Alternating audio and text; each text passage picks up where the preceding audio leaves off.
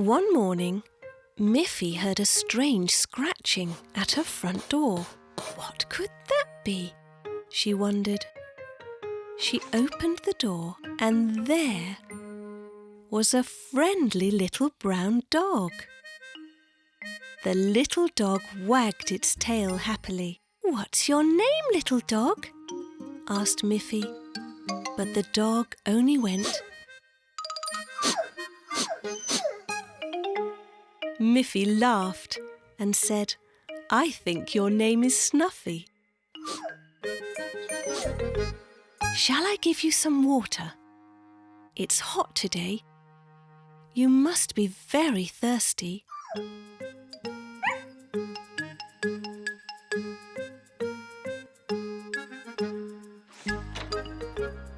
Miffy went into the kitchen.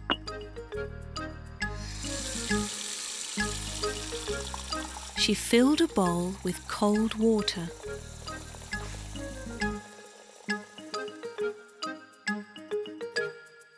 Snuffy happily drank the water.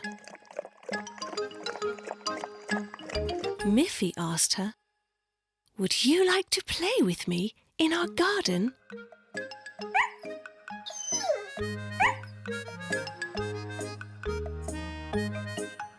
Miffy led Snuffy to the garden.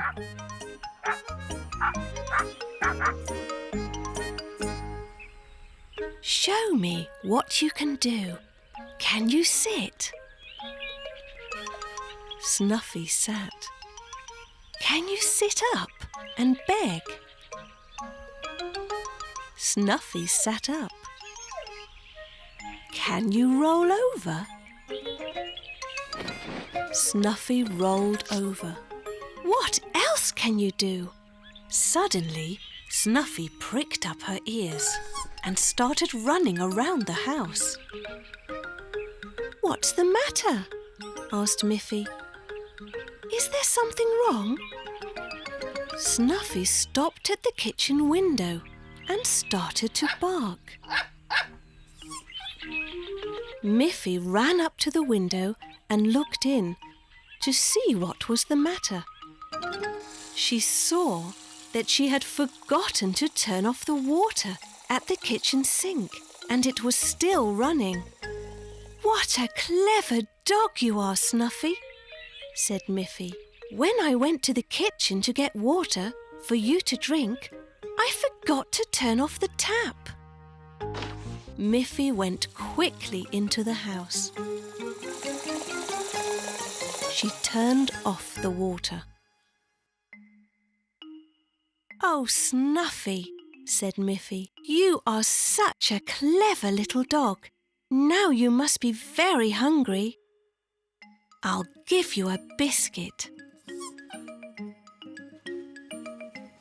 said Snuffy happily.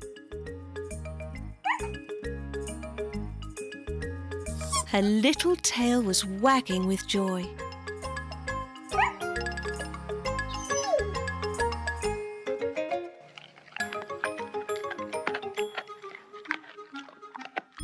"It was so nice that you came to visit me. You can come to see me any time you like."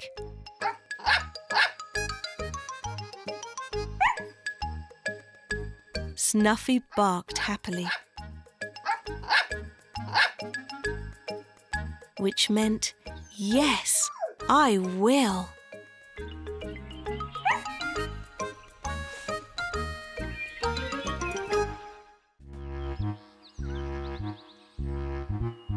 One day, Boris Bear was working very hard. He was sawing logs into planks. Just then, Miffy came into the woods to visit.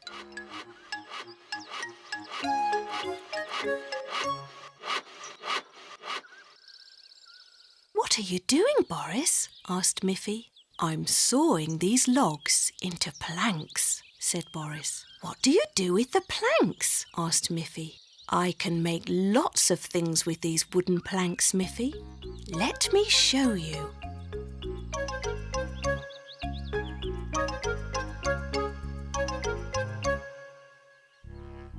Boris took Miffy into his house to show her what he had made with the planks of wood.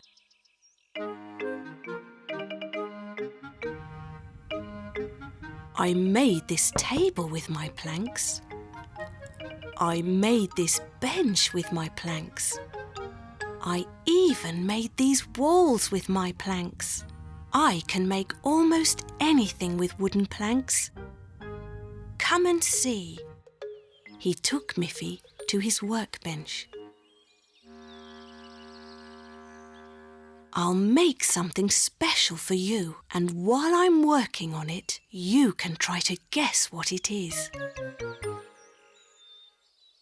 Boris put 2 planks side by side on his workbench.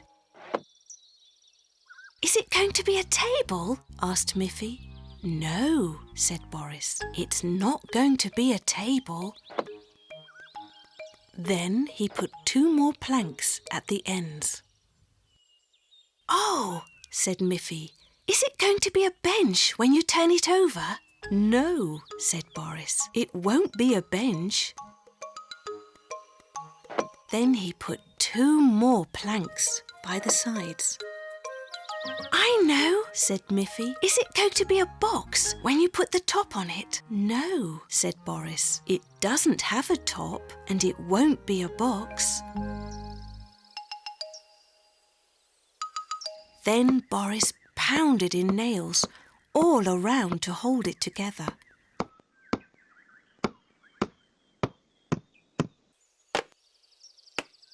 Then he took a round log and sawed off 4 pieces.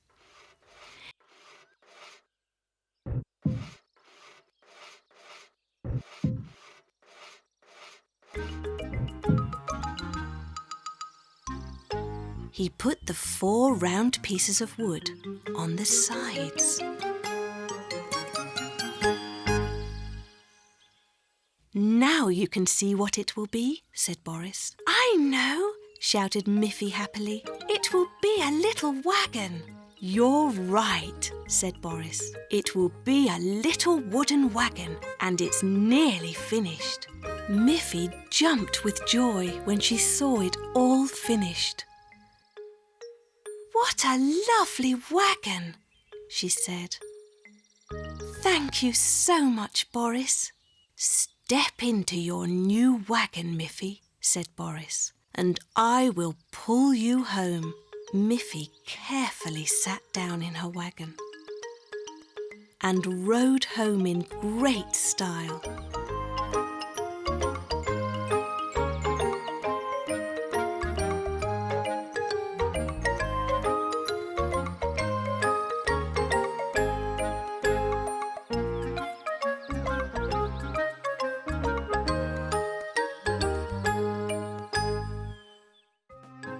It was a beautiful morning, and Miffy thought, this is a perfect day to visit my Auntie Alice. Miffy asked her mother if she could go to Auntie Alice's house. If you go, you should bring Auntie Alice a nice present, said Mother Bunny. Miffy thought, what kind of present can I bring my auntie? Miffy looked out of her window and saw beautiful flowers growing in her garden. Can I pick some flowers from the garden to give to Auntie Alice? Asked Miffy.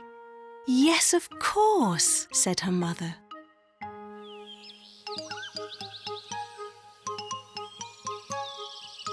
Miffy picked a lovely blue flower, then a yellow flower, and a red flower. These flowers make a beautiful present, thought Miffy. I'm sure Auntie Alice will be pleased with these.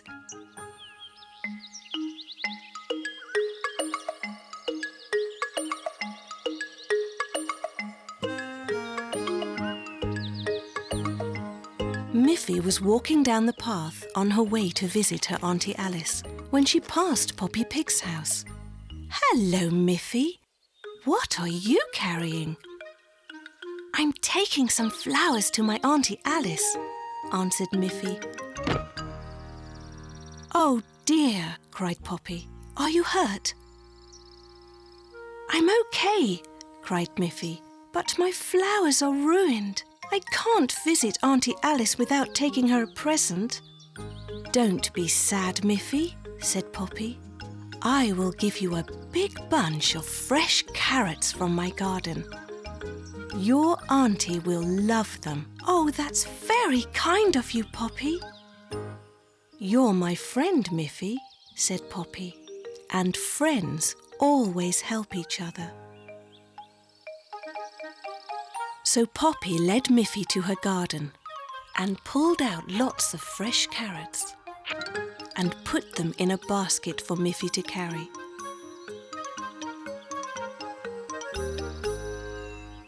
Miffy thanked Poppy Pig.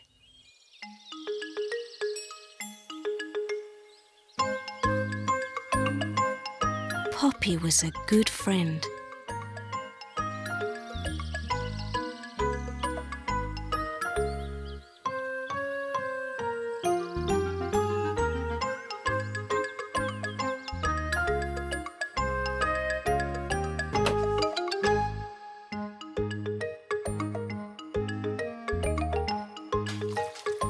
When Miffy arrived at Auntie Alice's house, she gave her auntie the fresh carrots. Her aunt was very pleased. Miffy told Auntie Alice how Poppy had helped her.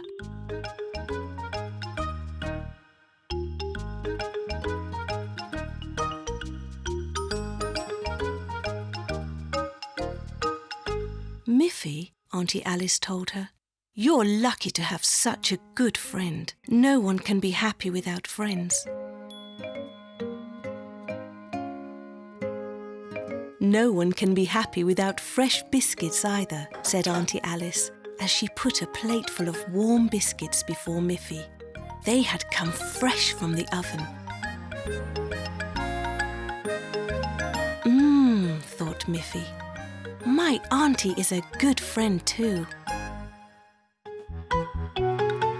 One day, Miffy thought it would be great fun to have her good friend Aggie stay overnight with her. So she asked her mother, "Can I please invite Aggie to stay with me tonight?" "That would be very nice," said Miffy's mother. "I will phone Aggie's mother to ask if that is okay." That afternoon the doorbell rang, and there stood Aggie with her little suitcase. "I've brought a little present for Miffy," said Aggie. "It's a drawing I made myself." Miffy was so pleased with Aggie's drawing that she went straight to her room and hung it on the wall. "It's beautiful," said Miffy. Aggie began to unpack her suitcase. She had brought her nightdress, her toothbrush, a little picture book, and of course her own little teddy bear. "What a surprise!" said Miffy. "It's almost the same as my teddy bear. Look!"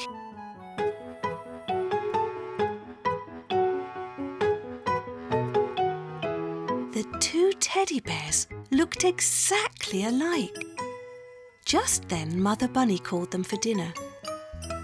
And of course their teddy bears were hungry too. "Be careful you don't mix them up, children. Your teddy bears look almost the same. They are even the same colour." "But I know which is mine," said Miffy. "And I know which is mine," said Aggie. "Good," said Mother Bunny. Mother served them a nice dinner. There were carrots, leeks, and 4 delicious tomatoes. It smelt so good that the little bunny girls ate every bit. After dinner, it was bedtime. "Sleep well," said Mother Bunny, so that tomorrow you won't be too tired to play. Miffy was feeling sleepy, but Aggie was not. "I can hear strange noises," she said. "That's the wind blowing through the trees," said Miffy. "That's normal." "It's so dark in here," said Aggie. "I can open the door a little," said Miffy.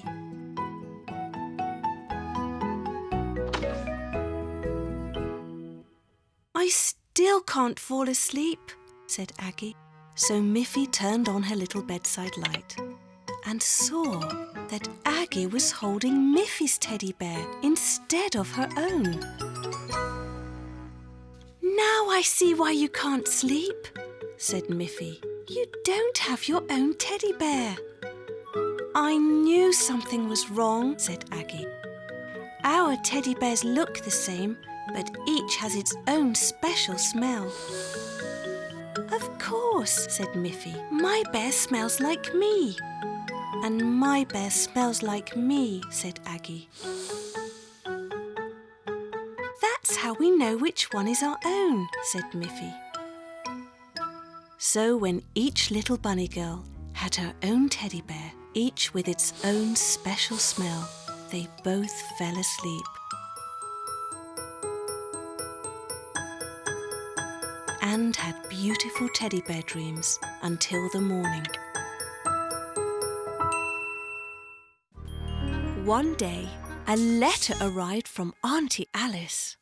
Miffy's mother opened it and read that Auntie Alice was going to have a costume party for all of her young friends. "Miffy is invited and she must be sure to come in a disguise," read Mother Bunny. "Oh, what fun!" said Miffy. "What is a disguise?" "It means you have to wear a mask, so you will look like someone else," said Miffy's mother. "Now, who could you pretend to be?" In the meantime, Poppy Pig got an invitation.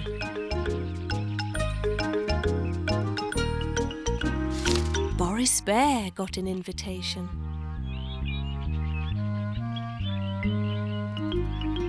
Barbara Bear also got one. Even Snuffy was invited. Auntie Alice had asked all of them to her costume party. On the day of the party, it was very funny. Auntie Alice couldn't be sure who was coming through her front door. Miffy arrived wearing a Poppy Pig mask. Poppy Pig arrived wearing a Barbara Bear mask. Barbara Bear arrived disguised as Auntie Alice.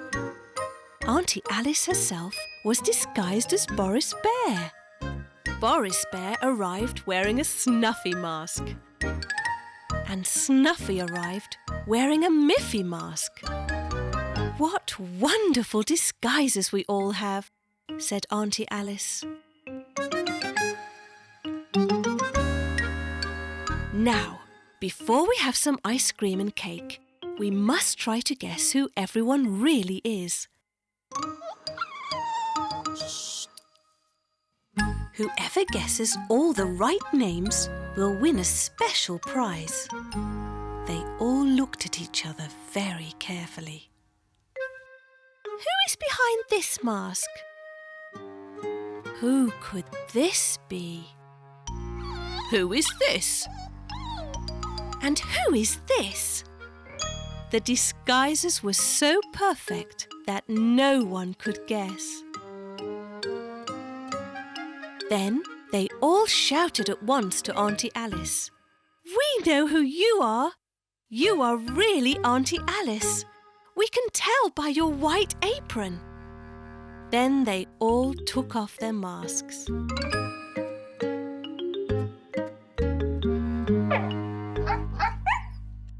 Auntie Alice said, "Well, you all guessed who I was, so you can all have some ice cream and cake.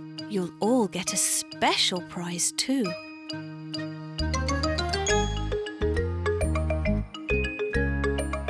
all enjoyed their ice cream and cake.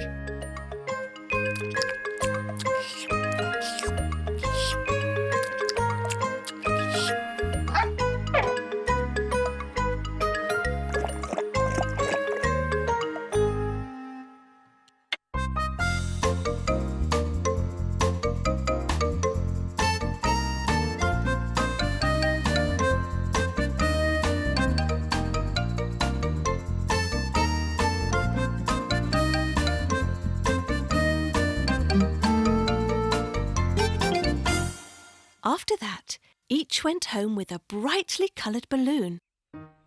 And Miffy thought, what a wonderful party that was. But I'm glad I'm really me.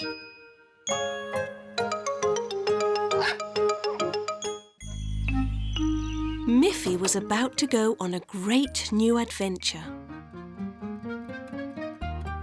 Goodbye, Mother, said Miffy, as she set off for a camping trip with her forest friends Boris and Barbara Bear. They knew all the best places in the woods, but this time they decided to camp high on the hillside meadow behind Miffy's house. They had to climb up and up, and their backpacks were very heavy. But Miffy was a strong little bunny, and she was able to keep up with Boris and Barbara. At the top of the hill, the countryside looked so beautiful. It was springtime, and the meadows were full of lovely flowers. Birds and butterflies filled the air all around them.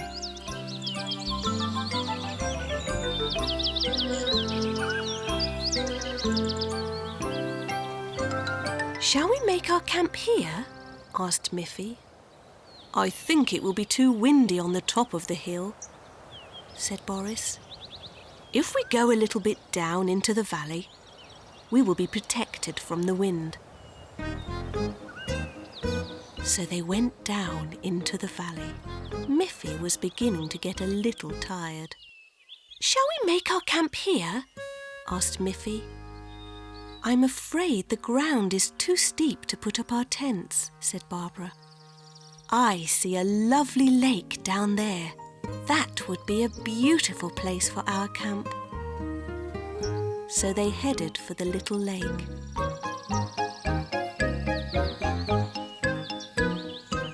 We shall make our camp here, shouted Miffy happily.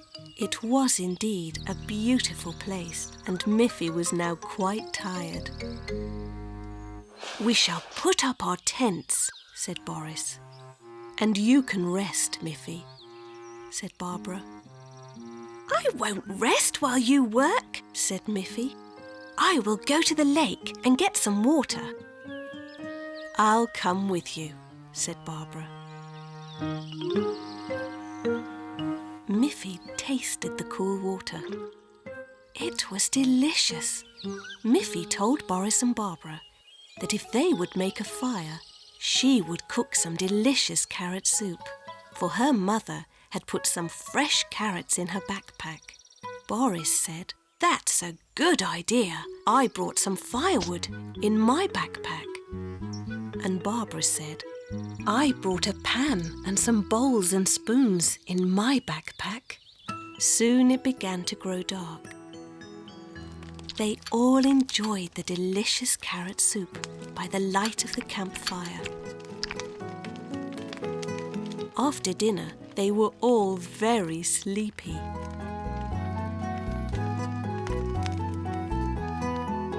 They said good night and went to bed in their tents.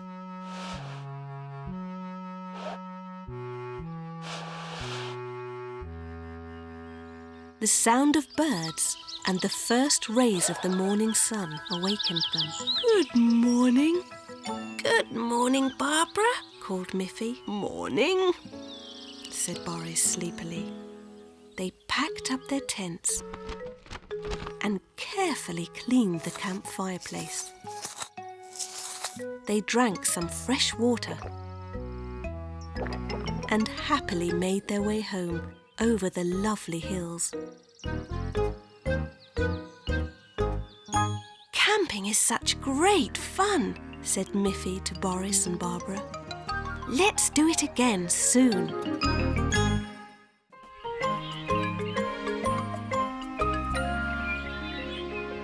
Miffy has a special calendar in her room. It has a mark for each of her family and friends' birthdays. She doesn't want to forget a single one.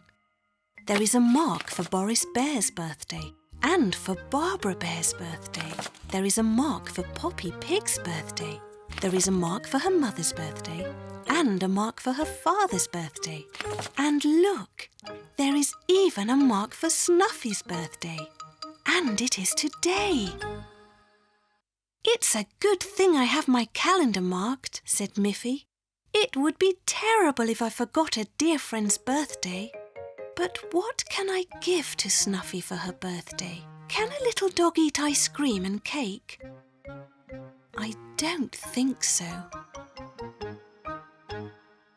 So Miffy went to her mother for help. "Mother, today is Snuffy's birthday," she said. "What shall I give her?" "Well," said Miffy's mother, "dogs love to play with toys. Why don't you give Snuffy one of your old toys? You have so many." So Miffy went to her room and looked at all her wonderful toys.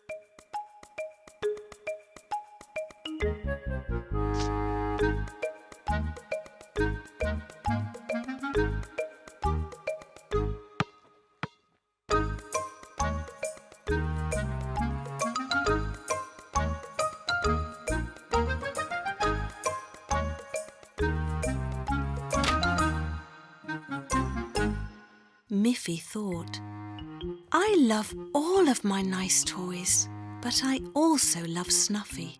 What shall I do? Maybe I should make something especially for Snuffy." She went to her mother and asked, "What can I make for Snuffy?" "I have a pretty bowl," said Mother Bunny. "You can paint Snuffy's picture on it, and it will be a wonderful bowl for her water." Mother Bunny looked under the kitchen sink, and there it was. "What a good idea," said Miffy. "I will use my paint box to make it beautiful, and I will paint Snuffy's picture on it."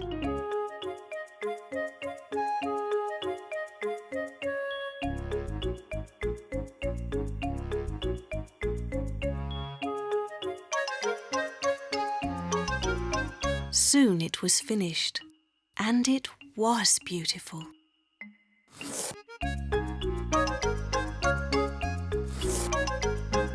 Miffy ran outside and called, "Snuffy!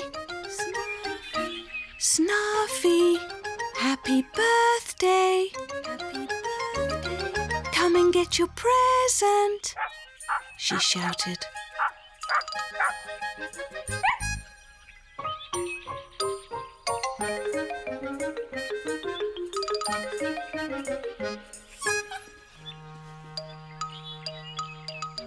When Snuffy saw the beautiful little bowl with her picture on it, she wagged her tail and jumped for joy. She was so happy to have such a lovely birthday present.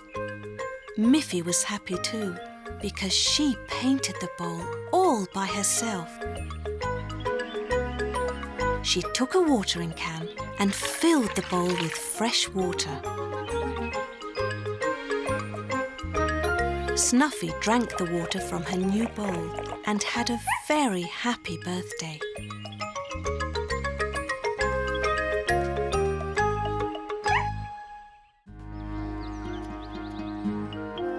"Miffy! Miffy!" called Mother Bunny. "It's time to get up. The sun is shining." But Miffy didn't get up. Her mother called again. "Miffy, it's time to get up." Mother Bunny went into Miffy's room and saw straight away that Miffy did not look at all well. She felt Miffy's forehead. "I think you have a fever, Miffy. I must take your temperature." She went to get a thermometer and put it under Miffy's arm. Mother Bunny looked at the thermometer. "Oh dear, Miffy, you do have a fever," Miffy said. "Oh, Mother, I feel hot and cold all at the same time." "Yes," said her mother, "that is a sign of having the flu.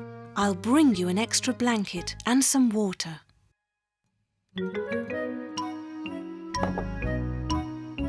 When you have the flu, you must drink a lot. "I'll bring you breakfast in bed. Would you like that?" "I don't feel at all hungry," said Miffy sadly. "If you're not hungry, then you definitely have the flu." "Who can that be so early in the morning?" said Miffy's mother.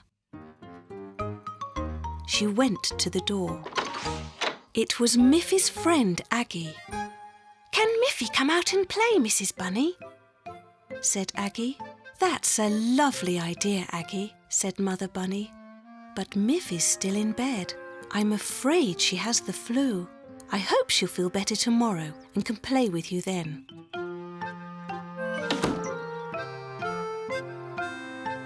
An hour later, the doorbell rang again. Mother Bunny opened the door, and there stood Boris and Barbara Bear. They also wanted to visit Miffy, but of course, Miffy was still in bed. And Mother Bunny said, "You know, Boris and Barbara, that the flu is catching. It would be best if you didn't visit Miffy today." Boris and Barbara sadly walked away from Miffy's house. Mother peeked into Miffy's room again and saw that she was still sleeping. Just then the doorbell rang again. "Who could that be this time?" said Mother. When Mother Bunny opened the door, there were Boris, Barbara and Aggie again. "You know Miffy's ill in bed. Why have you come back again?" "We've brought Miffy some presents," they all said together. "We want to make her feel better. We've brought some fruit, some apples, some grapes, and some oranges." "Thank you," said Mother Bunny. "The fruit will be good for her. I'll take it to her straight away." Mother Bunny brought the fruit to Miffy, who was happy to have such thoughtful friends. She ate the apple first. It was delicious, and Miffy thought she was feeling better already. And sure enough, the next morning she felt much better. And soon was outside, playing happily with her friends.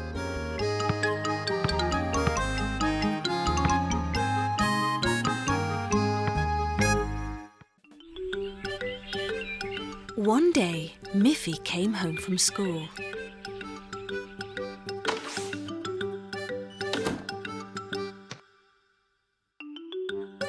She went into the kitchen and saw that her mother was busy clearing the table.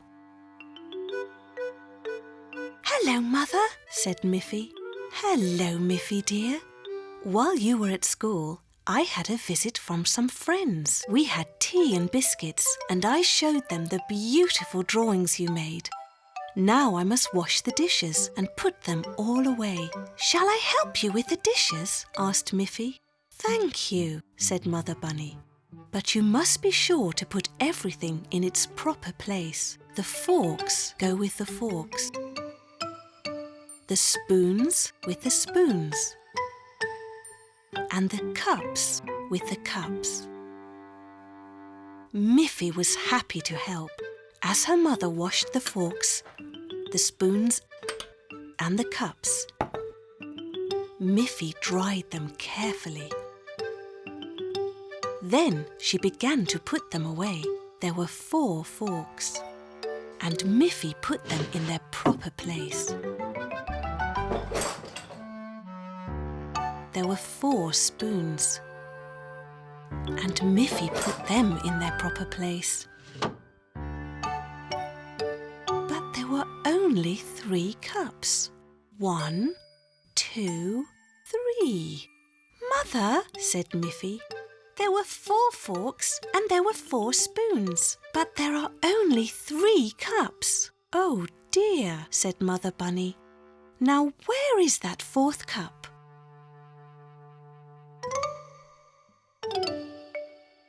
It's not in the sink. I'll go and look for it, said Miffy. Miffy began to search the entire kitchen. The missing cup wasn't on the oven or in the pot.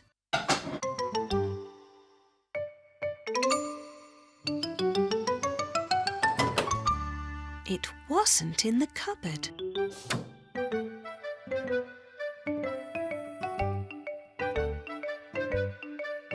The missing cup didn't seem to be anywhere. I can't find it anywhere, said Miffy. Said Mother. Did I leave it on the table? The 4th cup was not on the table. But look, Mother, said Miffy. My drawings are on the table. Yes, said Mother. I brought them from your room. You can put them back, but make sure you put them in their proper place. So Miffy took her drawings and went to her room.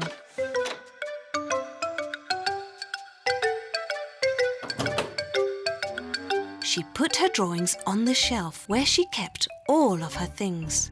And there it was. The missing cup was on Miffy's shelf. Mother, Mother, shouted Miffy.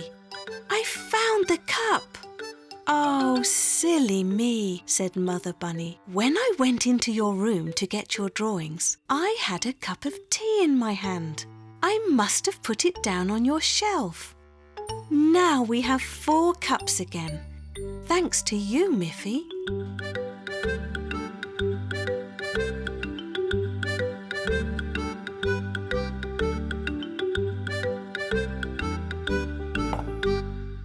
One, 2, 3, 4.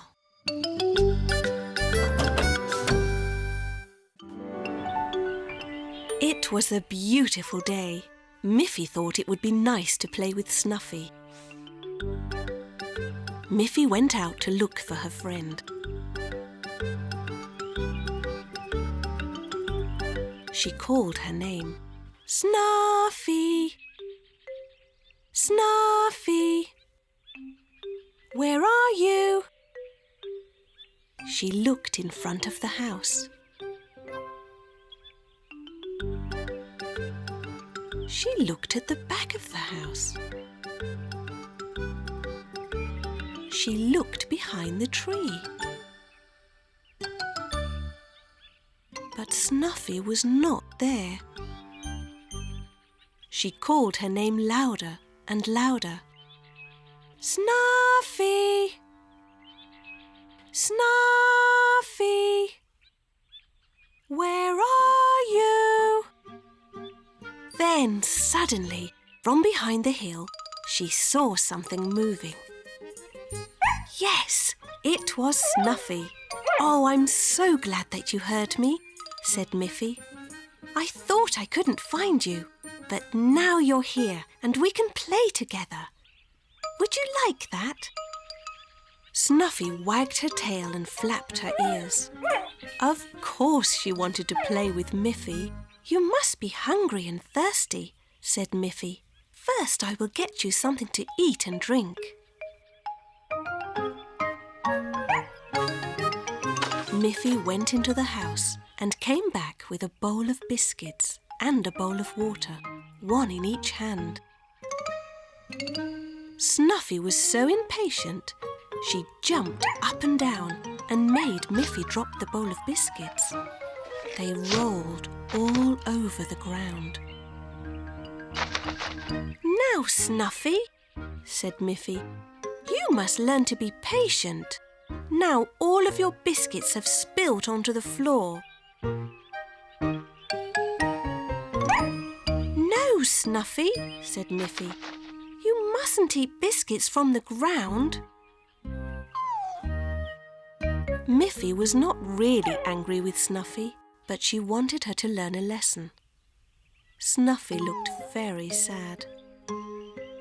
"Don't be sad, Snuffy," said Miffy. "There are still some more biscuits in the kitchen. Now, sit quietly and wait while I bring them."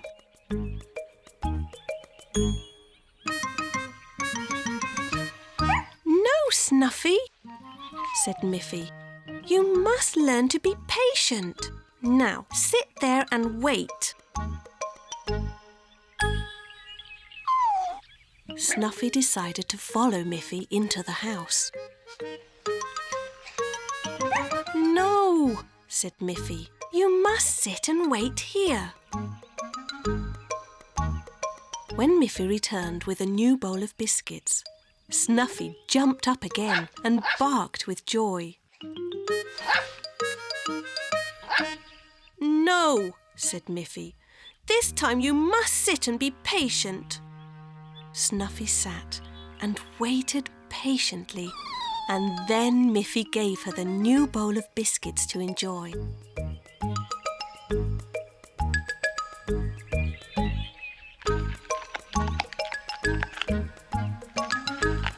After that, Snuffy had a nice drink of water, and she and Miffy played happily together for the rest of the afternoon.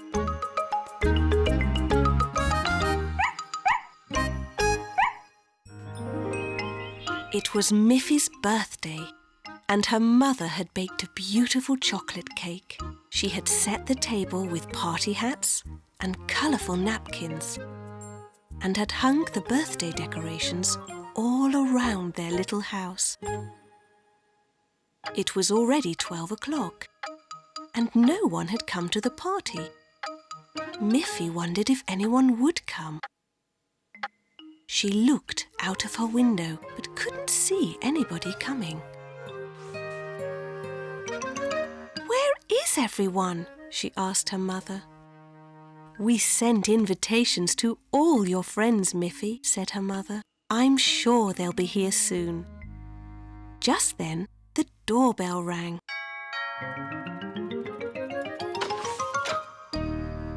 There was Miffy's friend Aggie. She was carrying a beautifully wrapped present for Miffy.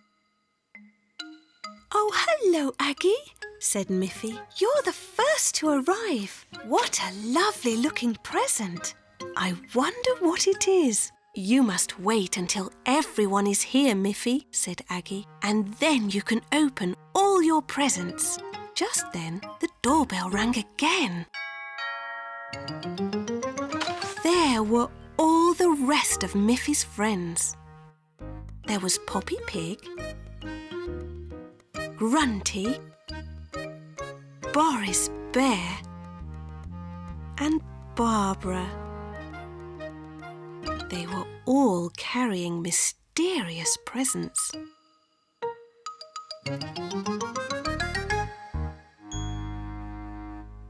"Before we open the presents, let's all have some birthday cake and ice cream," said Mother Bunny. They all agreed. Miffy was wondering what was in all those pretty packages. As soon as they had finished the sweets, the cake, and the ice cream, Aggie said, "Now you can open my present first." Miffy quickly opened her present.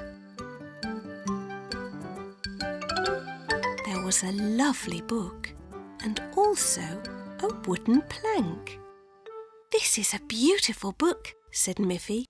"But what is the plank for?" "You'll see, Miffy," said Aggie. Poppy Pig said, "Now you can open the presents from Grunty and me." Miffy was surprised to find 2 more books and 2 more wooden planks. Barbara's present was also a book and 2 planks. "This is really funny," said Miffy. "I can read the books, but what can I do with these planks?" "Well, you'll just have to open the present from me," said Boris Bear, "and then you will see." The present from Boris was only an envelope, but when Miffy opened it, she understood the joke. Inside was a drawing of a bookshelf. "We'll all help you put it together."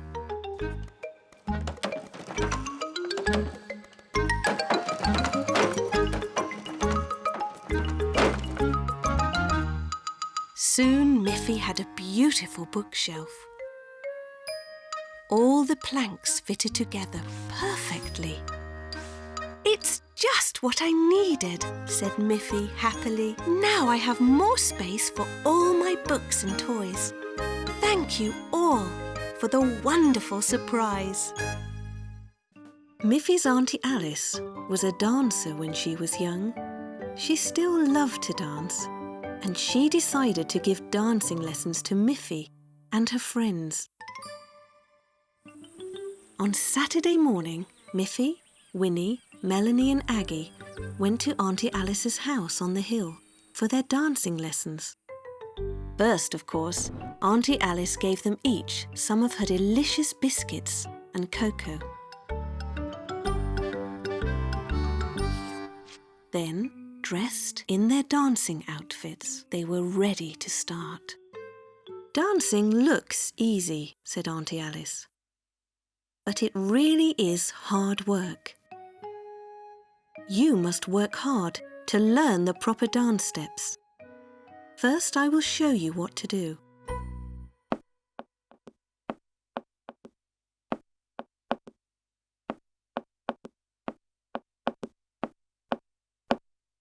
Now, you girls try it together.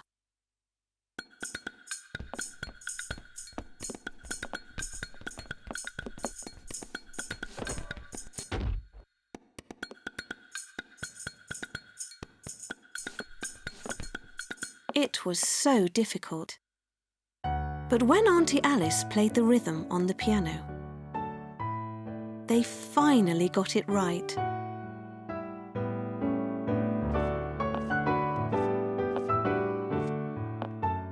Good!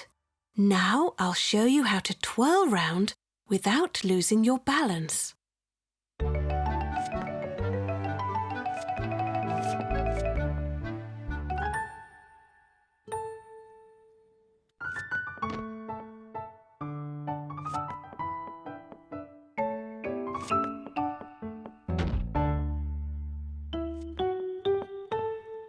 "You will feel sore sometimes," said Auntie Alice.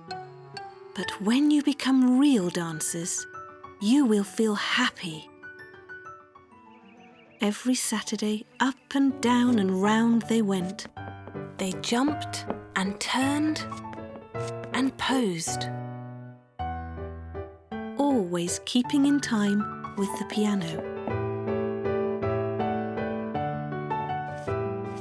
It was hard work, but it was great fun.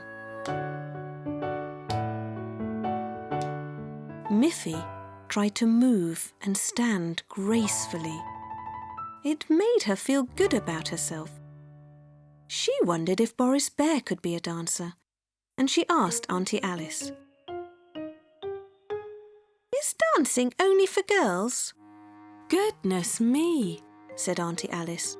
"Dancing is for everyone. Some of the greatest dancers are boys. Dancing gives them strength and good balance." "I should ask Boris and Barbara Bear to join our dancing class," said Miffy. "Yes," said Auntie Alice. "If we have a larger group, you can perform dances for your parents. They will enjoy seeing how good you have become." The girl bunnies all worked very hard.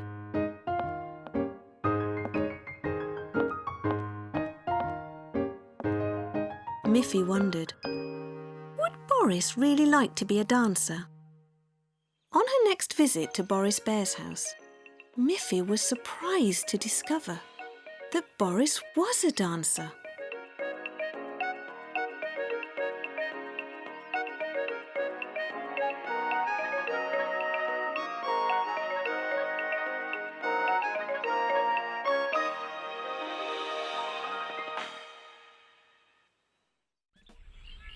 One morning, Miffy received a postcard from her good friend Boris Bear. Boris lived in a wooden house he had built all by himself. It was right in the middle of the forest. The postcard showed a beautiful picture of his house. On the other side, Boris wrote, "Dear Miffy, please come and visit me. I would like you to help me pick blueberries. The forest is full of blueberries at this time of year." Miffy thought that would be a fun thing to do. So she asked Mother Bunny if she could visit Boris and pick some blueberries. "Yes, but you must be very careful. Stay on the forest path so you won't get lost." "Oh, don't worry, Mother. I know the way." Her mother said, "I'll pack a basket of sandwiches so you and Boris can have a nice picnic to go with the blueberries you pick." "Be careful," Miffy's mother said again as she waved goodbye to Miffy. Miffy walked into the forest.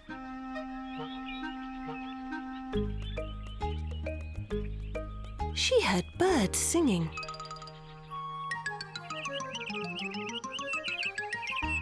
She smelt lovely flowers.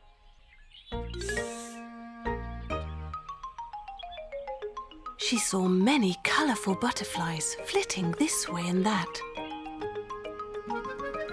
The forest was full of wonderful things to see, smell, and hear. She looked to the right. She looked to the left. She looked up. She looked all around. Suddenly, she looked straight ahead, and there was Boris's house. Boris came out to greet her. "Hello, Miffy. I'm so happy you could come. There are so many delicious blueberries to pick in the forest."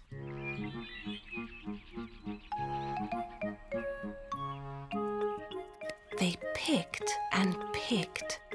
Soon their baskets were full of fresh, ripe blueberries, and their stomachs were also full of fresh, ripe blueberries, and sandwiches too. They had a wonderful time. Soon it began to get a little dark. "Oh," said Miffy, "it's time for me to go home." "Do you think you can find your way?" asked Boris. He was a little worried that Miffy might get lost. "Don't worry, Boris. I know the way," said Miffy. And she started to walk home with her basket full of blueberries. But it started to get darker and darker. Miffy looked to the left. She looked to the right. But all of the trees looked the same. "I'm afraid I am lost after all," said Miffy. "No," said Boris. "You're not lost. I shall show you the way out." Miffy was pleased to see that Boris had been following her on her way home. He walked with her all the way to the edge of the forest. "Here we are," said Boris. "There is your little house. Now you can find your way home by yourself." Miffy waved goodbye to Boris, and she thought, "I'm so glad to have such a good friend."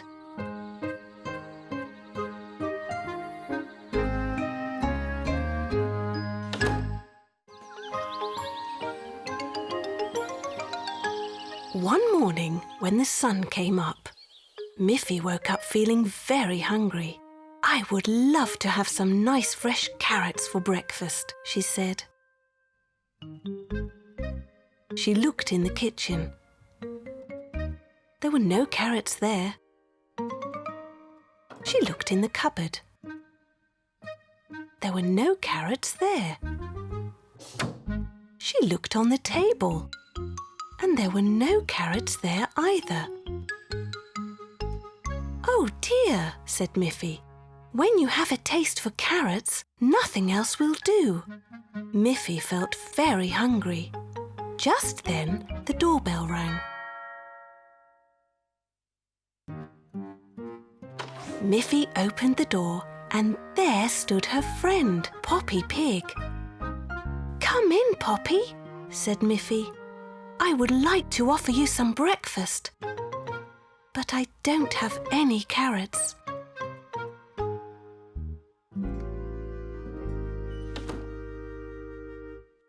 "Dear me," said Poppy Pig. "Did you look everywhere?" "Yes," answered Miffy. "I looked in the kitchen. I looked in the cupboard. I looked on the table." "But," said Poppy, "did you look in the cooking pot on the stove?"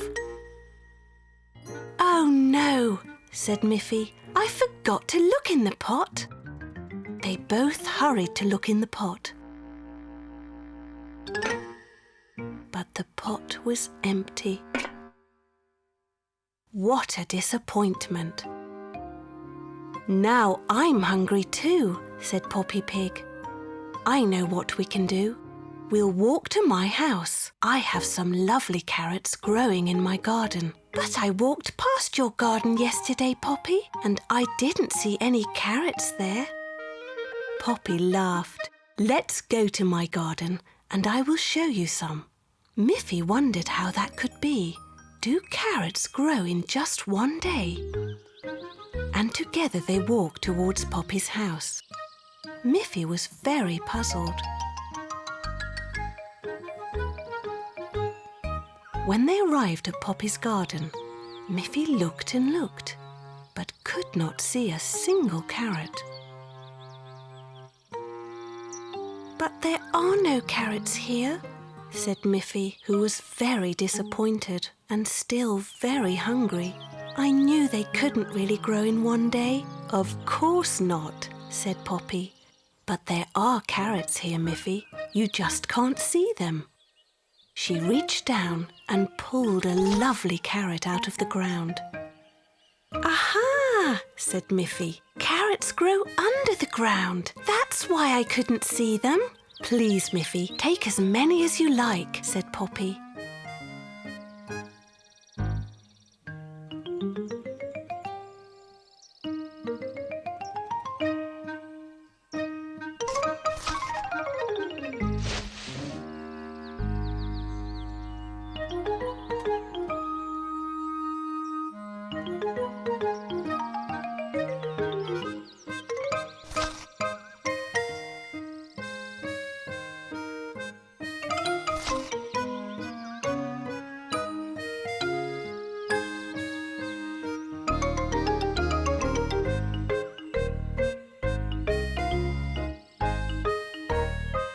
When they had finished, Miffy and Poppy walked back to Miffy's house, looking forward to a nice carrot breakfast.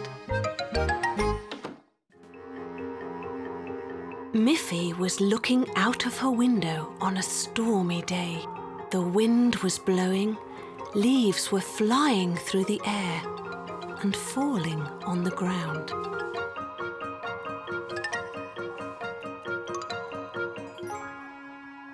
But soon the sun came out and the wind stopped. Once again, it was a fine, bright day.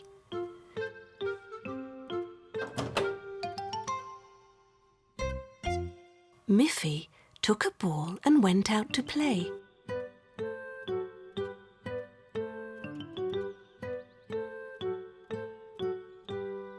Miffy threw the ball high in the air.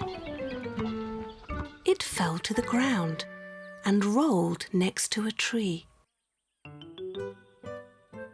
Miffy ran to pick it up. And what do you think she saw? It was a baby bird. The storm had blown it out of its nest, and it was too young to fly. "Oh dear," said Miffy. "This poor little baby bird needs help, but what should I do?" Miffy took the bird into her house and showed it to her mother. "How can I help this poor baby bird?" I think the storm blew it out of its nest. It must be hurt. Mother Bunny looked at the baby bird.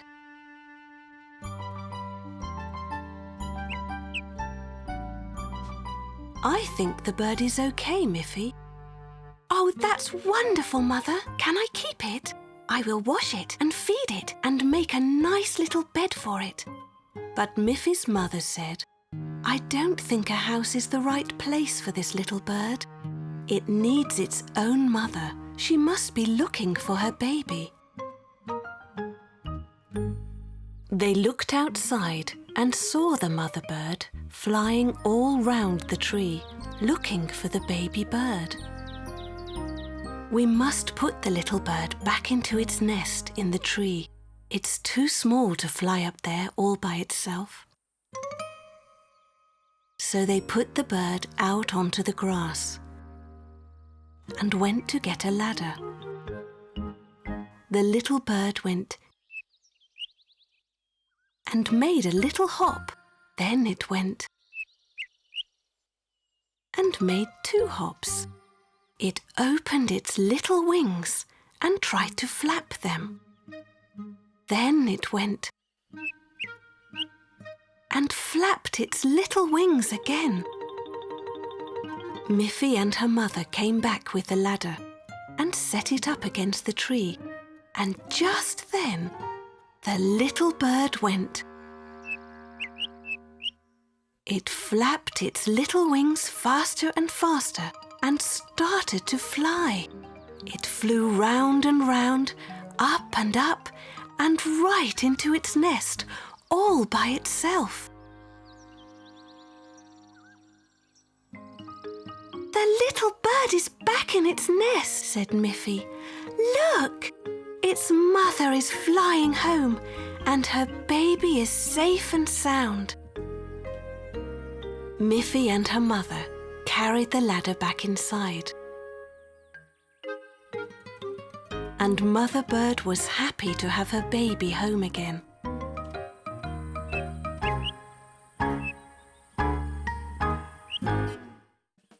Miffy was playing in the garden with her ball when Poppy Pig's niece Grunty came running over to Miffy's house. "Miffy! Miffy!" shouted Grunty. "Let's play hide and seek." "That's a great game, Grunty," said Miffy. "But there are only 2 of us. We need more than 2 people to play hide and seek." "Look, Miffy, here is Snuffy."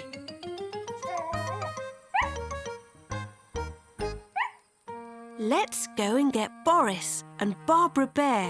Then there will be 4 of us, and Snuffy will be able to watch us play hide and seek." They all went off to the forest. Soon they arrived at Boris and Barbara Bear's beautiful wooden house. "Hello, Boris. Hello, Barbara. After you finish your work, would you like to play hide and seek with us?" "Yes," said Boris. "We would love to play hide and seek with you. We have finished cutting the logs now, so we can play. Let's start. Who will be the seeker?" "No, Snuffy," said Miffy. "That wouldn't be fair. You could sniff around and find us too easily. You can have fun just watching us play. I'll be the first seeker, and everyone else can hide." Miffy turned her back and slowly began counting to 10. 1, 2, 3, 4, 5, 6, 7, 8, 9, 10. Miffy opened her eyes and shouted, "Here I come! Ready or not!" Miffy began to search the forest. Meanwhile, Snuffy ran up to a tree and began to bark. Boris came out from behind the tree. "That's not fair, Snuffy. Miffy is supposed to find us." Then Barbara and Grunty came out from behind the trees where they were hiding. "Now we have to start all over again," they said. "Yes," said Miffy. "You're not supposed to be the seeker, Snuffy. You're not supposed to bark. You must stay quiet and let me look for everyone who is hiding." Once more, Miffy turned her back and closed her eyes, while Boris, Barbara and Grunty all ran off to hide. This time, Snuffy was very quiet.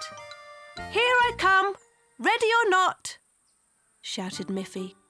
She began to look behind every tree. "I see you, Boris." "I see you, Grunty." Wherever she looked, Miffy could not find Barbara. Where was she? "I'm worried that Barbara may be lost," said Miffy. "I've looked behind every tree. Now you can bark, Snuffy. Help us find Barbara." Snuffy ran straight to one tree and began to bark loudly. But Barbara wasn't there. Snuffy carried on barking. They all looked up. Sure enough, there was Barbara, on a branch way up in the tree. "What a great place to hide," said Miffy. "Without Snuffy, I would never have found you."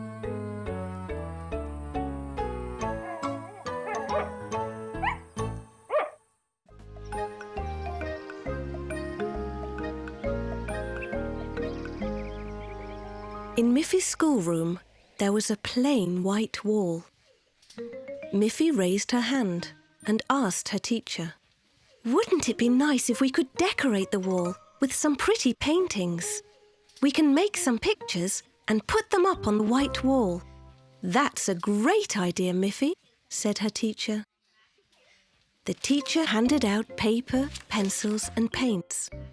Soon everybody was busy drawing. Miffy drew a lovely flower. Melanie made some drawings of seashells. Aggie drew a fish. Winnie drew a boat with flags on it. Miffy used yellow paint for her flower and green paint for the stem and leaves. Aggie painted her fish with blue and yellow stripes. Winnie coloured her boat blue. She painted the flags red, yellow and blue. "I don't know what to draw next," said Melanie when her picture was finished. "Neither do I," said Winnie. "But we need lots more pictures to cover the wall," said Miffy.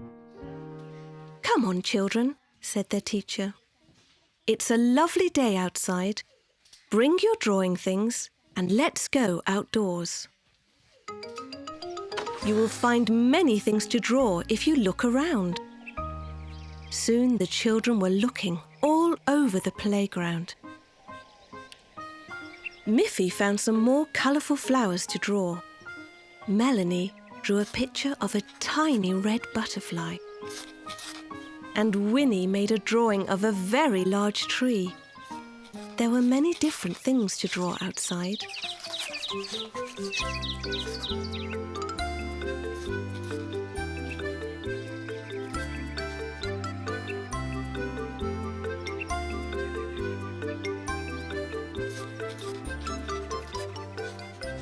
At the end of the afternoon, the children had made lots of different drawings.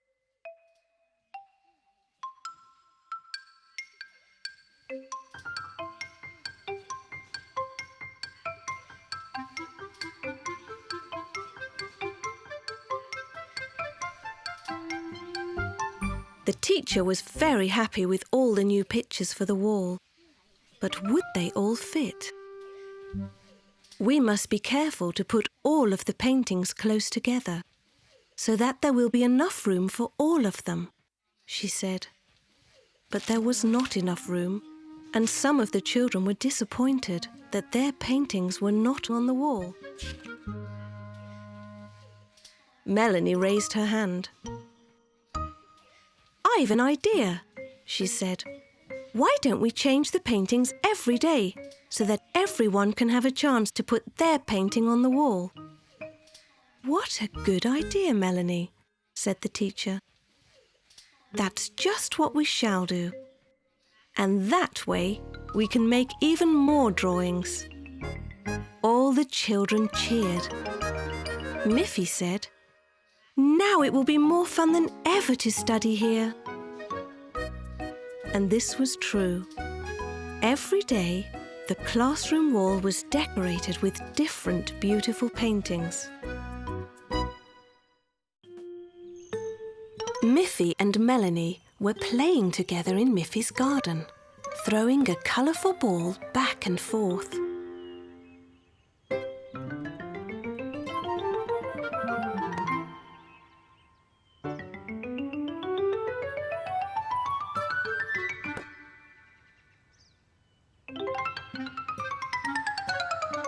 Melanie threw the ball high into the air, and Miffy couldn't see where the ball landed. As she looked for the ball behind a tree, she discovered something else. It was an egg, a blue egg.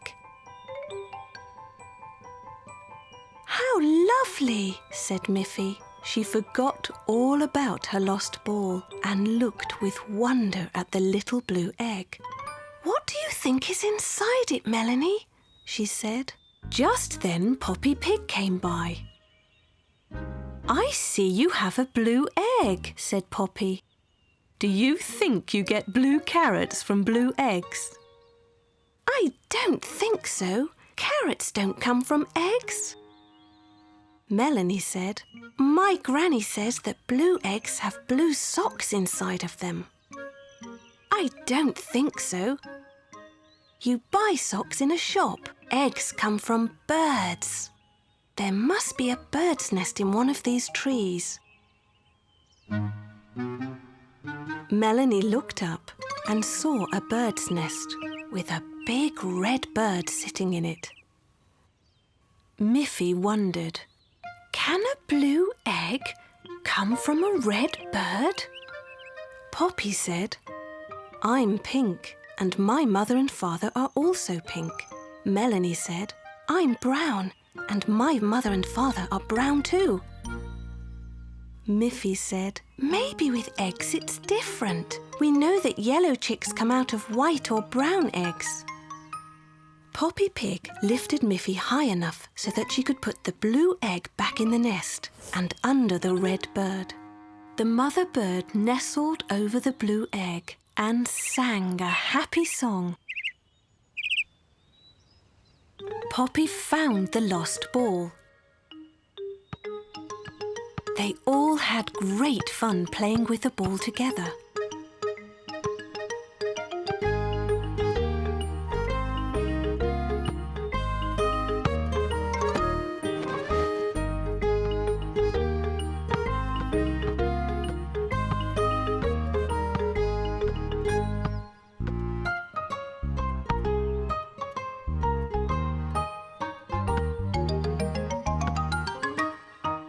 They laughed a lot.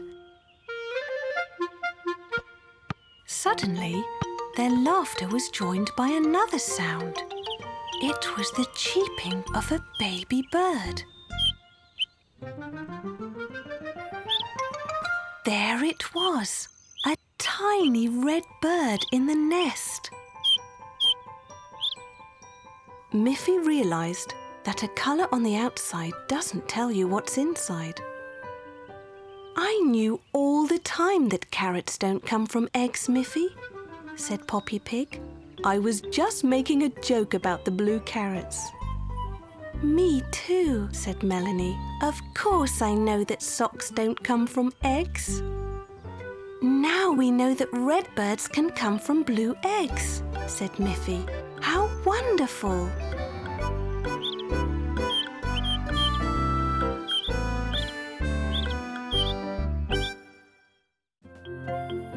Miffy loved to play in the snow.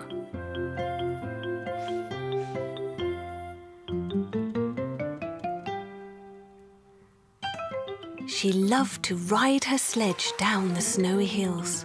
She loved to slide over the snow on her skis.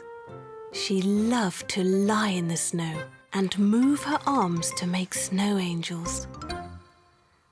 What she liked best of all was to make big snow bunnies. It was a hard job, and she needed help to make them. Who do you think came along to help her? It was Snuffy the dog. Snuffy loved to run and jump in the snow, and when she saw Miffy trying so hard to push and roll a big snowball, she ran up and helped her. They pushed and pushed together. As the snowball rolled along, it picked up more and more snow.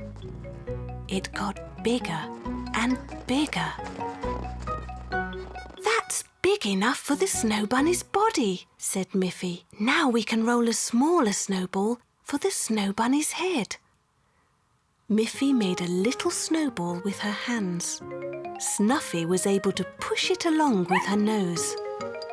But when it got bigger, Miffy joined in the pushing until it was big enough to be the snow bunny's head.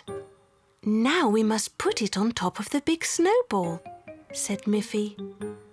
No matter how they tried, they could not lift the heavy snowball. Just then, Miffy's friend Boris Bear arrived.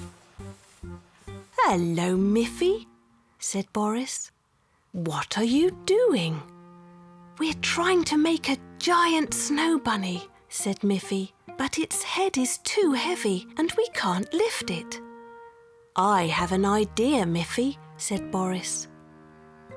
"I was taking these planks to my workshop, but we can use them to make a ramp to the top of the big snowball." Boris placed the planks against the snow bunny's body. The planks made a perfect ramp right to the top of it. Now they could roll the smaller snowball up the ramp. It was still hard work, but it was not so hard as lifting it would be. There it was! At last, the snow bunny's head was resting right on top of its body. Then Miffy went to find 2 sticks to make the ears. She stuck the 2 sticks into the top of the head. "They don't look like bunny's ears," said Miffy. She had an idea. She packed snow firmly around 1 stick. She packed more snow around the other stick. 2 perfect bunny ears. Snuffy ran off over the snow and returned with 2 rubber balls she often played with. Miffy laughed. She pushed the balls into the snow bunny's head. "Now he has eyes," said Miffy. "He can see what a wonderful job we did. It was all with your help, Snuffy and Boris. You're such clever friends." Finally, Miffy added a carrot to make the snow bunny's nose. Now the snow bunny was complete.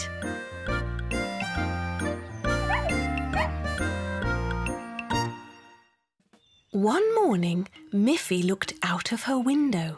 What did she see? A beautiful kite was flying above her house.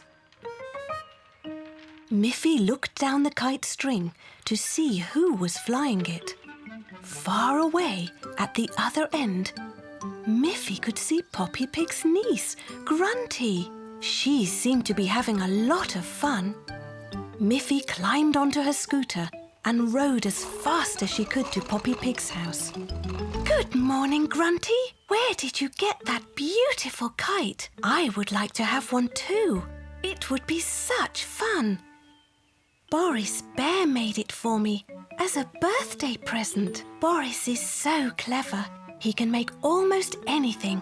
Would you like to hold the string, Miffy, so you can see what fun it is to make the kite fly? Miffy took hold of the string and flew the kite. She had so much fun that she could hardly wait to have a kite of her own. "Thank you, Grunty," said Miffy. "I will go and ask Boris if he will make me a kite." Off Miffy went, riding her scooter through the forest as fast as she could. When Miffy got to Boris Bear's house, she asked him if he would make her a kite. "Yes, Miffy. I'm happy to make you a kite, but as it's not your birthday, you must help me." "But I don't know how to make a kite." "Don't worry, Miffy. I'll show you how. We'll build the kite together, step by step." Firstly, Boris took 2 thin pieces of wood, one long and one short. He placed the short piece across the long piece and then held them while Miffy tied them together with a piece of string. Then Boris tied a longer piece of string all around the 4 ends of the wooden pieces. The frame of the kite was ready. Boris took a piece of bright red paper, cut in the shape of the frame. Now we must fold the paper over the cords and glue it so that it will stay fastened onto the frame. Then the kite must also have a tail. Miffy took some strips of coloured cloth and tied them along another cord. She attached it to the bottom of the kite. It looked beautiful. Now we only have to attach a long piece of string. Then we can go out and fly the kite. Miffy held the string tightly and Boris held up the kite so that it could catch the wind. The kite went up and up. It danced in the sky. It was beautiful. Suddenly, it dived downward, straight into a tree. Miffy pulled and pulled on the cord, but the kite was stuck. "How shall we get the kite out of the tree?" said Miffy. She was very sad. Boris was already climbing the tree. He freed the kite and let it fall to the ground. "The forest is not a good place to fly a kite, Miffy. There are too many trees." "I'll take the kite to my house," said Miffy. "There are not as many trees there." "Thank you so much, Boris, for this beautiful kite." Miffy took the kite home on her scooter. She had such a wonderful time flying her new kite. There were 2 lovely kites in the air. One belonged to Grunty and one belonged to Miffy. One afternoon, Miffy and Melanie were playing in Miffy's garden. "I will pretend to be a princess," said Miffy, "and you can pretend to be the queen, Melanie." "That will be fun," said Melanie. It was good fun. Princess Miffy and the good Queen Melanie had a lovely afternoon.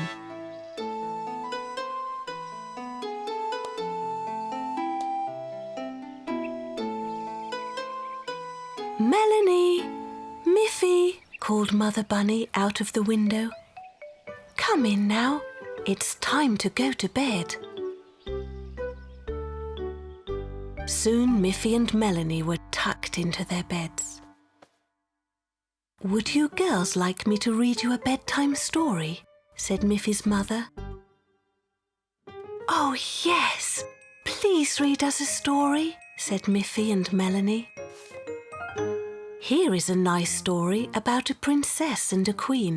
Would you like to hear it?" asked Miffy's mother. Miffy and Melanie laughed. They thought it was funny that Miffy's mother had found a story that was just the same as the one they had played in the garden. It was a wonderful story, and both little girls listened with wide eyes to every word. When she finished reading the story, Mother Bunny turned out the lights and said, "Sleep well, little ones. Tomorrow is another day." When it was dark, Melanie whispered to Miffy, "That was a wonderful story. Wouldn't it be good if we could read another one?" Miffy turned on her bedside lamp. She took another book from her shelf. "Can you read it, Melanie?" asked Miffy.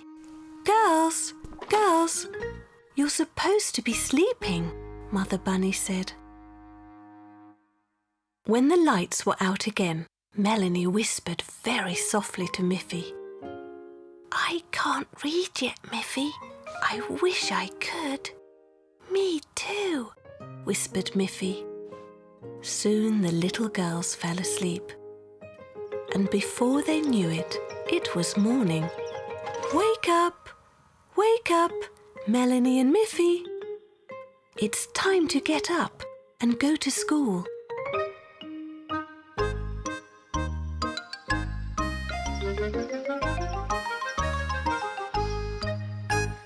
At school, the teacher asked the class, "Do you like stories, children?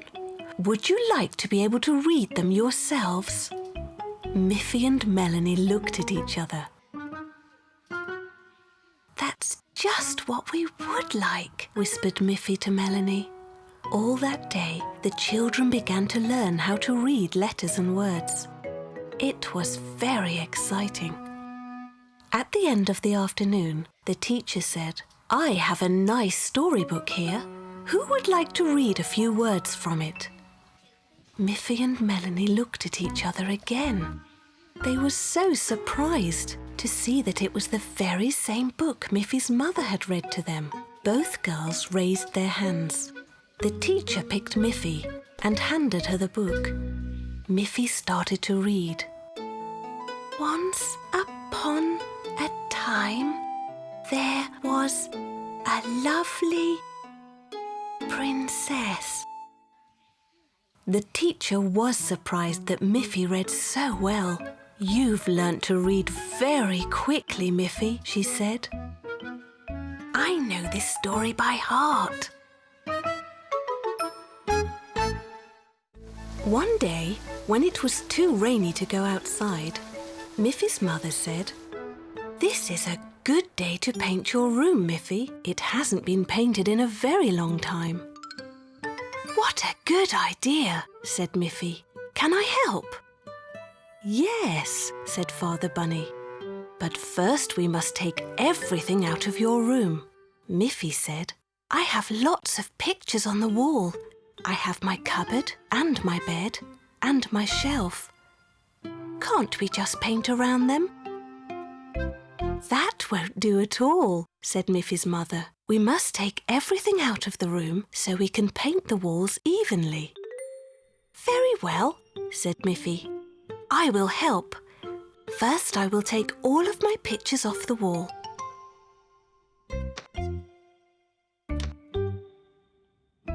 "But I can't move my bed, or the cupboard, or the shelf."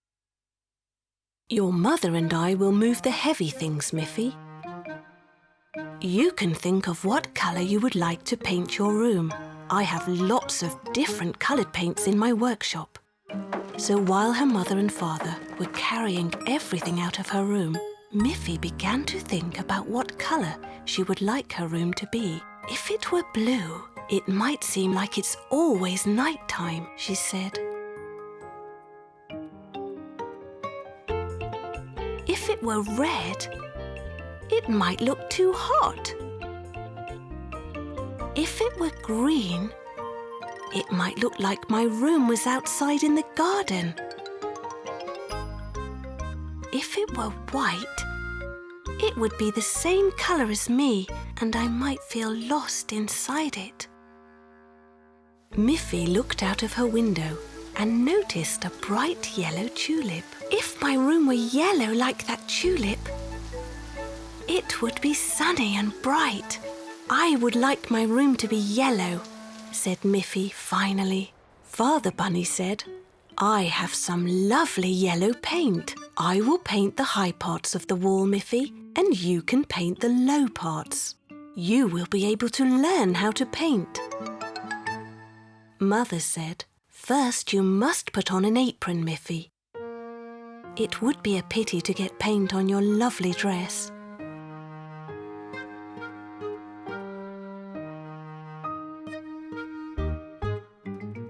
So Miffy put on an apron, and her father very carefully mixed the bright yellow paint. He took a big brush and he gave Miffy a small brush. Then they set to work. Miffy, said Father Bunny, tried to paint up and down in the same direction, like this.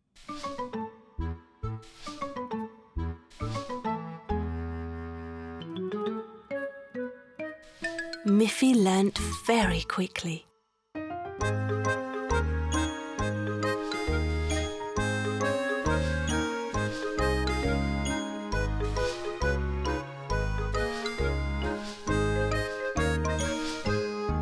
Soon the room was a lovely, happy yellow colour.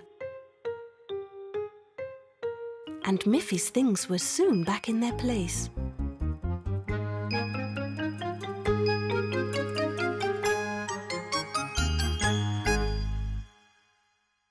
Miffy felt happy too. Her room felt fresh, bright and clean. "It's a nice feeling," she said, "to have a freshly painted room, and that I helped to do it." Boris and Barbara were thinking about Miffy's birthday. "What can we make for her?" asked Barbara. "Well," said Boris, "spring will soon be here, and I know that Miffy enjoys seeing the baby birds every year. What if I make her a special birdhouse that she can watch each day?" "Oh, that's a splendid idea, Boris," said Barbara. "It should be painted brightly to attract a mother bird. I will make it an exact copy of Miffy's own house, only very small, just the right size for little birds. I have a picture of Miffy's house to guide me." Boris selected some of his best wooden planks, some pieces that would make the walls, a strong piece of wood for the floor, and 2 sturdy pieces for the roof. First he drew a plan that showed the right sizes of wood and how they would all be fitted and nailed together. Then Boris measured a piece of wood with his special ruler and used a pencil to mark where the plank should be cut. He clamped the wood to his workbench so it would be held steady. And then he took out one of his sharp saws. He moved the saw back and forth over the line he had drawn with the pencil. He did this for each piece of wood until every part of the birdhouse was cut to the right size. Next, he used a hammer to fasten all the pieces together. Finally, there was a perfect little house. I will use my drill to make a little hole in the house, just big enough for the mother bird to get in and out. She will collect twigs and grass to make a cozy nest inside. "Now it's ready for you to paint it, Barbara," said Boris. Barbara Bear had lots of jars of bright paint and a brush for each colour.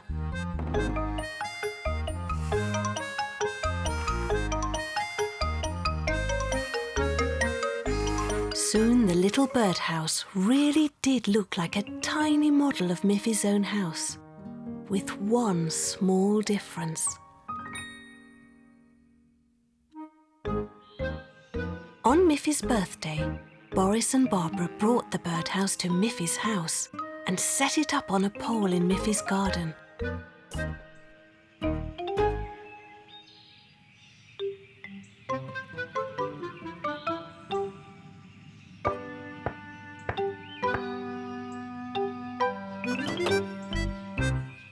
"Happy birthday, Miffy," said Boris and Barbara. "We have a surprise for you. Come and see." Miffy was delighted with her birdhouse. "It looks just like my house," said Miffy. "But there's something different. Instead of a door, it has only that little hole in the front." "That's a door for birds," said Boris. "It's not a bunny door." They all laughed. "Oh, how wonderful to have such clever friends," said Miffy. "You have made me happy, and your present will also make a mother bird very happy.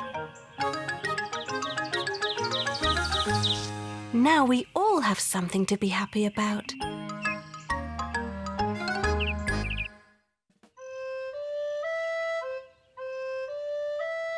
Miffy loved music, and she was learning to play the recorder.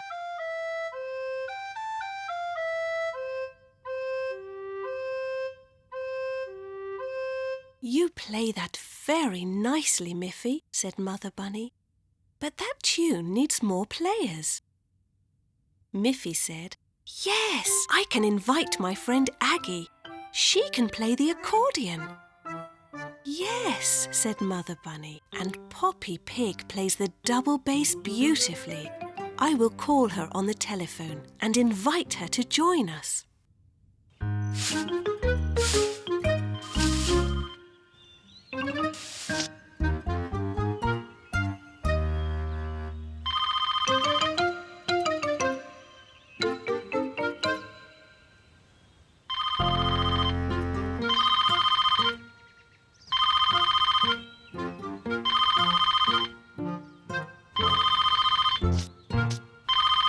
On the telephone, Poppy said, "Of course I'll come.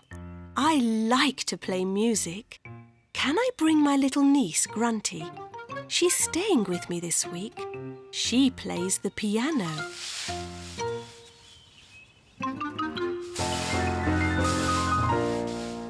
"Oh dear," said Mother Bunny. "What a pity. We don't have a piano. Do bring little Grunty, though. We'll find something for her to play." Soon Aggie arrived, and now they could play a two-part melody.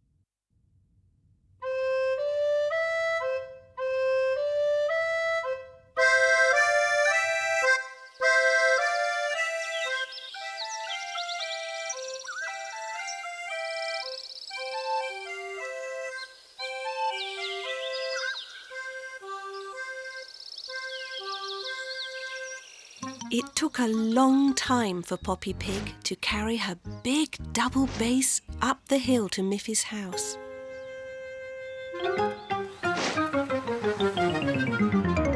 At last, she and Grunty arrived.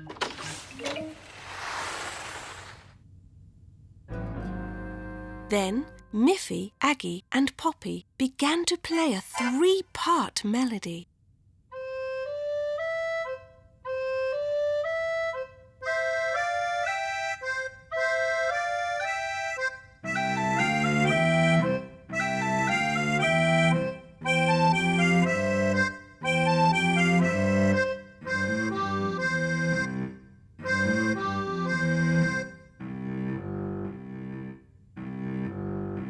That sounded even better, but little Grunty had nothing to play, and that was no fun for her. "We have no real piano, Grunty," said Miffy, "but I do have a nice toy piano."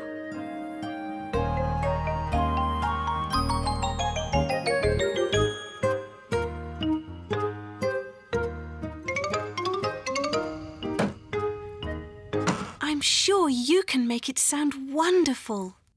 Now they could all play together. How wonderful it sounded!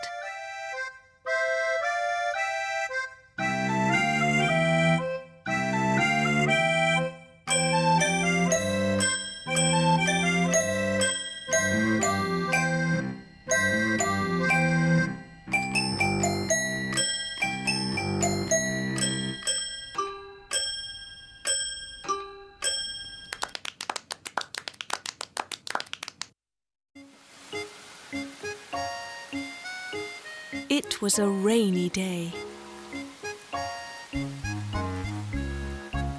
"What should I do today?" said Miffy. "I can't go out in the rain to play with my friends." "Well, you can help me do the dishes," said Mother Bunny.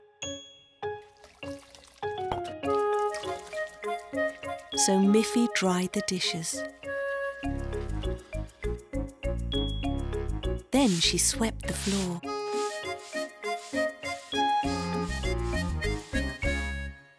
"Thank you for your help," said Mother Bunny. Miffy looked out of the window again. Still, she had to stay in the house.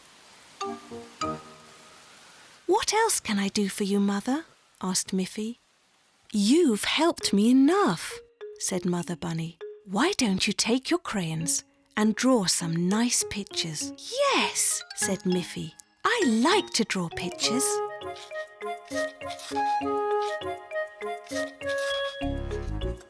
So Miffy drew a picture of her back garden with a blue sky and the sun shining brightly. But when Miffy looked out of her window to her back garden, the sky was not blue and the sun was not shining. It was raining harder than ever. "What should I do now?" she sighed. "What shall I do, Mother?" asked Miffy. "I've dried the dishes, I've swept the floor, and I've drawn a picture." "Why don't you read a book?" said Mother Bunny. "Oh, that's a good idea," said Miffy.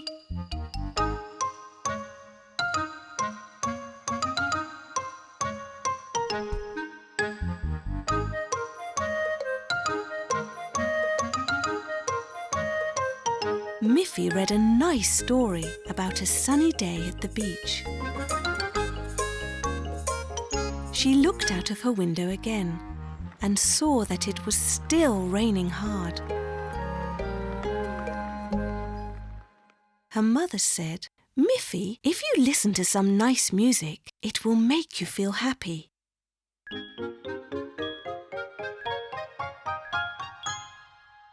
So Miffy listened to some music from sunny Spain.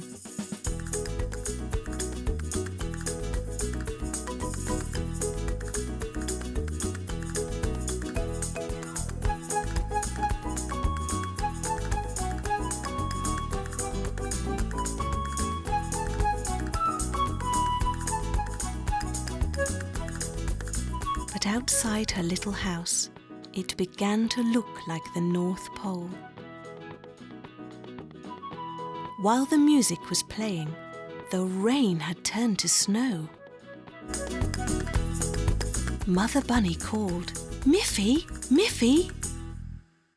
Look outside! It's so beautiful!" "How strange," Miffy thought. "It has been raining all day and Mother says it's beautiful." Miffy looked through the window. What did she see? Everything was covered with soft white snow. The sky was blue again. How wonderful! Miffy took a warm coat and a scarf. She dressed herself and ran outside, where she could play with her friends at last.